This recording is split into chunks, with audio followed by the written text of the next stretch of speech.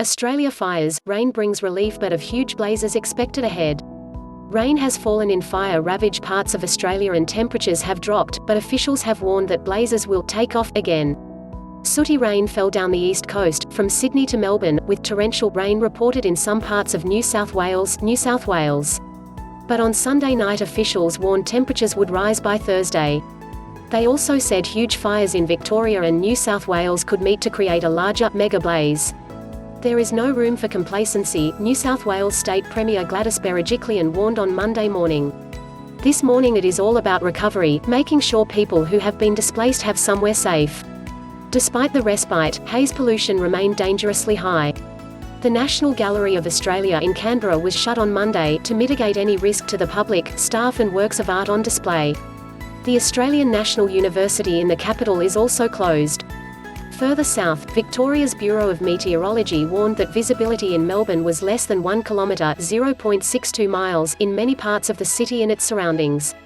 Crow Send Fire's climate message to Golden Globes warn auctions test cap for fire appeal. A visual guide to the bushfire crisis. Australia bushfires, a very simple explanation. The easing of conditions meant valuable supplies could be taken to affected areas.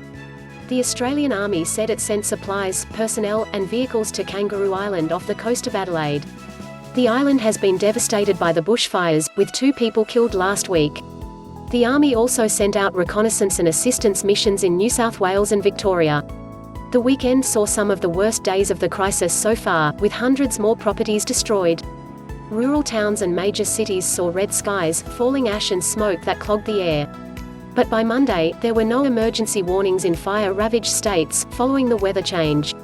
Victoria State had 25 Watch and Act alerts and South Australia had 1 Watch and Act alert. In New South Wales, all fires were back at the advice level, the lowest alert level, Rural Fire Service Commissioner Shane Fitzsimmons said. How do you fight extreme wildfires? The sacrifices of Australia's unpaid firefighters. How bad is bushfire smoke for health? However, Victoria Emergency Management Commissioner Andrew Crisp warned, it will warm up, and the fires will take off again.